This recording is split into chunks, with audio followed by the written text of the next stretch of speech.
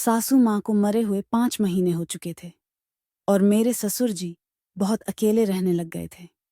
वह बहुत दुखी रहते थे और उनका किसी भी काम में मन नहीं लगता था। थोड़े दिनों बाद मैंने नोटिस किया कि वो मुझको अजीब तरह से देखते थे। मैं उनके इस व्यवहार से बहुत परेशान हो चुकी थी। फिर एक दिन मैंने सोचा, अगर मैं ही ससुर जी को खुश कर दूं, तो घर की बात घर में ही रहेगी और किसी को पता भी नहीं चलेगा। और इसीलिए मैंने एक दिन हेलो दोस्तों, आज की इस रोमांचक कहानी में आप सबका स्वागत है। मेरा नाम शिखा है और मेरी उम्र 25 साल है। मैं एक शादीशुदा औरत हूँ। मेरे पति का नाम आकाश है और वो एक प्राइवेट कंपनी में नौकरी करते हैं। हमारी शादी को लगभग 3 साल हो गए हैं, लेकिन अभी तक हमारे कोई भी बच्चा नहीं हुआ है।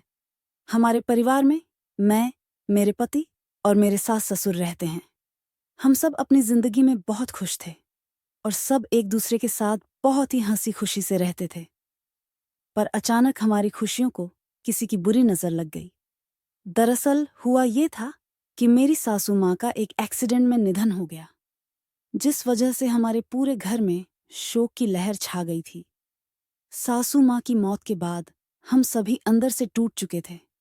हमारे ऊपर तो जैसे दुखों का पहाड़ ही टूट पड़ा था। सासू माँ की मौत के बाद मेरे ससुर जी बहुत ज्यादा दुखी रहने लगे थे। मैं जब भी मेरे ससुर जी को देखती थी तो वो अकेले में बैठे बैठे रो रहे होते थे और सासू माँ को याद कर रहे होते थे। मैं और मेरे पति ससुर जी की इस हालत को देखकर बहुत ज्यादा दुखी हो जाते थे। हम यही सोचते थे कि काश सासू माँ जिंदा होती तो ससुर जी की यह हालत नहीं होती। मैंने और आकाश ने उन्हें बहुत समझाया था कि आप ऐसे मत करो, आप घर के बड़े हो, अगर आप ही टूट जाओगे तो फिर हमारा क्या होगा। हमारे समझाने के कुछ वक्त बाद तक तो वह ठीक रहते थे, लेकिन अकेले में फिर वो वैसे ही हो जाते थे। इसी तरह 6 महीने बीत गए थे, लेकिन ससुर जी का अपनी पत्नी को भुला पाना बहुत ही मुश्किल लग रहा था। फिर कुछ समय के लिए हमने ससुर जी को हमारी कोलकाता वाली ननद के पास भेज दिया। डॉक्टर भी हमेशा से यही बताते हैं कि अगर हम घटनास्थल वाली जगह से दूर हो जाते हैं तो घटी हुई घटना कुछ पल के लिए हम भूल जाते हैं। मेरे ससुर जी करीब 2 महीने तक कोलकाता में रहे, पर जब वह वापस आए तब भी हमें उनमें कोई बदलाव नहीं दिख रहा था। उनमें वैसे तो कोई बदलाव नहीं आया था, पर हाँ, मैंने उनके व्यवहार में एक अजीब सी बात नोटिस की थी। मैंने नोटिस किया था कि वह अक्सर मेरे शरीर को घूरते रहते थे या फिर कभी-कभी मुझे छूने की भी कोशिश करते थे।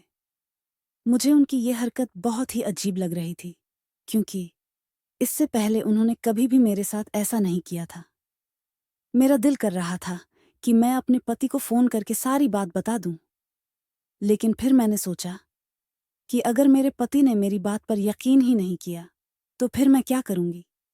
मैंने सोचा कि हो सकता है कि ये मेरा वहम हो, लेकिन एक दिन तो हद ही हो गई। एक दिन तो मेरे ससुर जी ने कुछ ऐसा किया कि मेरे पैरों तले जमीन ही निकल गई। मुझे यकीन ही नहीं हो रहा था कि वह ऐसा कुछ भी कर सकते हैं। मैं जब बाथरूम में जा रही थी तो वहां पहले से ही मेरे ससुर जी थे। मैं थोड़ी देर के लिए वहीं खड़ी हो गई। मुझे लगा वह थोड़ी देर में बाहर आ ही जाएंगे, इसलिए मैं यहीं खड़ी हो जाती हूँ। पर यह क्या, अंदर से तो अजीब अजीब सी आवाजें आ रही थीं। मैं सोच रही थी कि ससुर जी इतना टाइम से बाथरूम के अंदर क्या कर रहे हैं। मैंने उन्हें बुलाने की भी कोशिश की, पर शायद उन्होंने सुना ही नहीं। फिर जब मुझे लगा कि वह कभी भी बाहर आ सकते हैं तो मैं अपने कमरे में आ गई। पहले तो मेरे मन में ख्याल आया कि यह सारा मामला अपने पति को बता दूं, लेकिन फिर से मेरे दिमाग में यही आया कि अगर वह मेरी बात पर भरोसा ही नहीं करेंगे तो फिर मैं क्या करूंगी। यही सोचकर मैं रात भर जागती रही और मुझे नींद ही नहीं आई। मैं अंदर से बहुत परेशान थी, क्योंकि इतने दिनों से जो कुछ भी हो रहा था वह बहुत ही अजीब था। मेरे पति ने मुझे प्यार करने के लिए कहा, लेकिन मैंने कहा आज मेरा मूड नहीं है, और इतना कहकर मैं उनकी तरफ पीठ करके सो गई।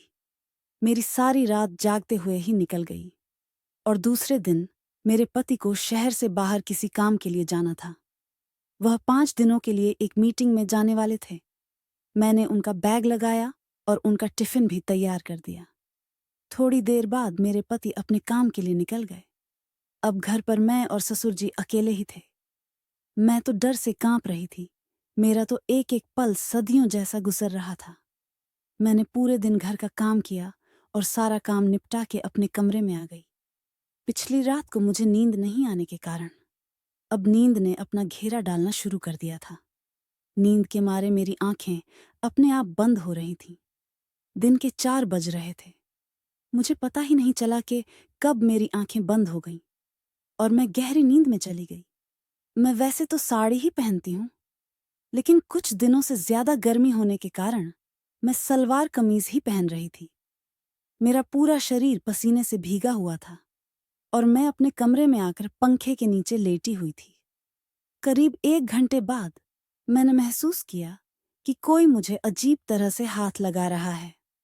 पहले तो मुझे लगा कि शायद मैं सपना देख रही हूँ और सपने में मैं अपने पति के साथ हूँ, लेकिन फिर मैं एकदम से हड़बड़ाहट में उठी और अपने कपड़े ठीक करने लगी। मैंने देखा कि मेरे ससुर जी मेरे बगल में बैठे हुए हैं। मैं उन्हें देखकर चौंक गई। मैंने उनसे पूछा, क्या हुआ बाबूजी? आपको मुझसे कोई काम था क्या?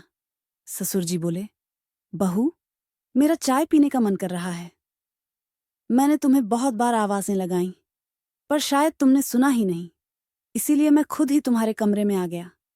यहां मैंने देखा कि तुम आराम से सोई हुई हो, तो मैंने सोचा कि सोई हुई बहू को क्यों उठाना, मैं खुद ही चाय बना लेता हूं। पर इतने में तुम जाग गईं। इन शब्दों में ससुर जी ने अपनी सफाई दी तो मैं झट से बेड से नीचे उतरी। मेरा दिल जोर जोर से धड़क रहा था।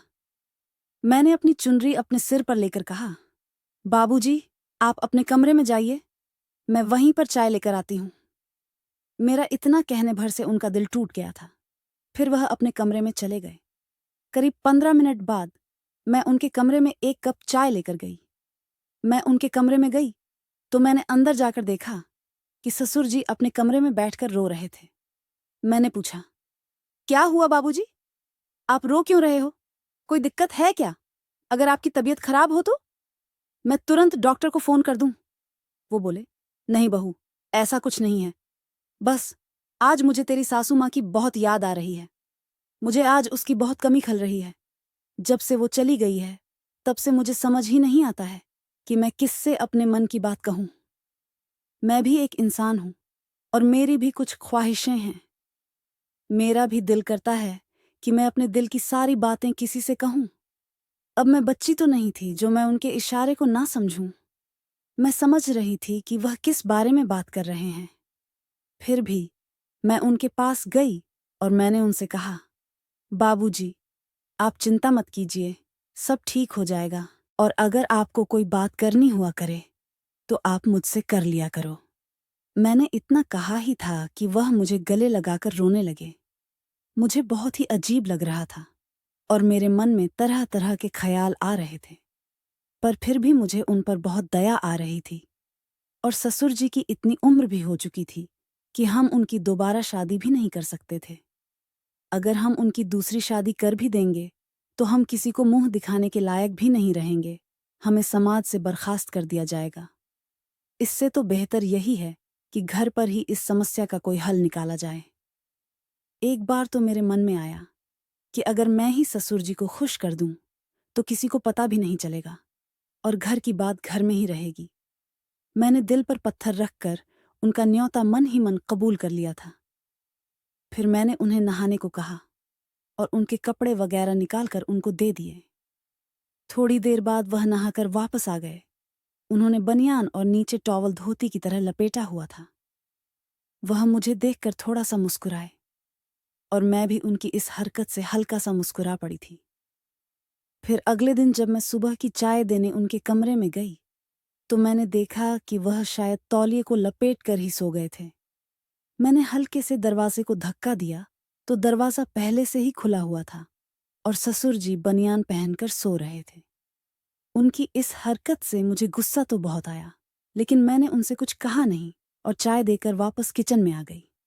करीब 1 घंटे बाद वह किचन में आए और मुझसे बोले, बहू, जरा तेल गुनगुना करके मेरे कमरे में ले आओ, और मेरे सिर और बदन की मालिश कर दो।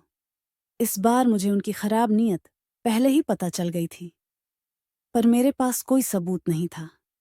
थोड़ी देर बाद मैं एक कटोरी में तेल गर्म करके उनके कमरे में ले गई और उन्हें बोला, बाबूजी, यह तेल लीजिए और आप खुद ही लगा लो। मुझे आज बहुत सारा काम करना है और बहुत सारे कपड़े भी धोने हैं। वो बोले, बहू, सिर पर तो मैं खुद ही लगा लूंगा, लेकिन पीठ पर मेरा हाथ नहीं पहुंचेगा, इसलिए पीठ की मालिश तुम ही कर दो। इतना बोलकर वह अपने बेड पर पीठ के बल लेट गए। मुझे आज सुबह से ही उन पर बहुत गुस्सा था, लेकिन मैं फिर भी उनकी पीठ की मालिश करने लगी। करीब 10 मिनट बाद उन्होंने साइड बदलते हुए कहा, बहू, तुम्हारे हाथों खराब हो ही गए हैं, तो थोड़ी पेट की भी मालिश कर दो। मैं ना चाहते हुए भी उनकी हर बात मानती जा रही थी और अपने दोनों हाथों से उनकी मालिश कर रही थी। मैं यही सोच रही थी कि काश आज सासू माँ जिंदा होती तो मुझे यह सब नहीं करना पड़ता। मेरा इन 6 दिनों में आकाश के बिना इतना बुरा हाल हो गया है, तो ससुर जी सासू माँ के बिना कैसे रहते होंगे। मैं इसी सोच में इतनी डूबी हुई थी और सब कुछ वहीं छोड़कर अंदर भाग आई थी। थोड़ी देर बाद ससुर जी भी मेरे कमरे में आ गए और बोले, क्या हुआ बहू, तुम सब कुछ छोड़कर यहाँ क्यों चली आई? क्या तुम्हें आकाश की याद आ रही है? क्या तुम्हारा उसके बिना दिल नहीं लग रहा है? तुम मुझे बताओ कि तुम्हें क्या परेशानी है। तुम्हें जिस चीज की भी कमी होगी वह मैं तुरंत पूरी कर दूंगा। मैं तुम्हें अपनी बेटी ही मानता हूं और मैं तुमसे अपनी बेटियों की तरह ही प्यार करता हूं। मैं ऐसा कभी नहीं चाहूंगा कि तुम किसी भी तरीके से दुखी रहो। आखिर तुम भी मेरी लाडली बेटी हो। मैं उनके पैरों में गिर गई। मैंने कहा, ससुर जी, मैंने आपको बहुत गलत समझा, मुझे माफ कर दीजिए। मैं इतने दिनों से यही सोच रही थी कि आप मुझ पर बुरी नजर रख रहे हो और इसीलिए मैं आपसे दूरी बना रही थी। पर अब मैं समझ पा रही हूं कि जब आकाश को गए 5 दिन ही हुए हैं और मैं उसके बिना इतना परेशान हो चुकी हूं, तो सासू माँ को मरे हुए तो बहुत समय हो चुका है। अगर मैंने आपका दिल दुखाया हो तो आप मुझे माफ कर दीजिए। अब से मैं आपकी हर तरह से देखभाल करूंगा और आपकी बेटी बनकर रहूंगी। कमेंट करके ज़रूर बताइएगा कि आपको ये कहानी कैसी लगी। अगर आपको ये कहानी पसंद आई हो तो इसे लाइक करें और अपने दोस्तों के साथ भी शेयर करें। आगे भी ऐसी रोमांचक कहानियों के लिए हमारे चैनल को सब्सक्राइब करें और बेल आइकन दबाना ना भूलें। सब अपना और अपने परिवार का ख्याल रखना। Thank you.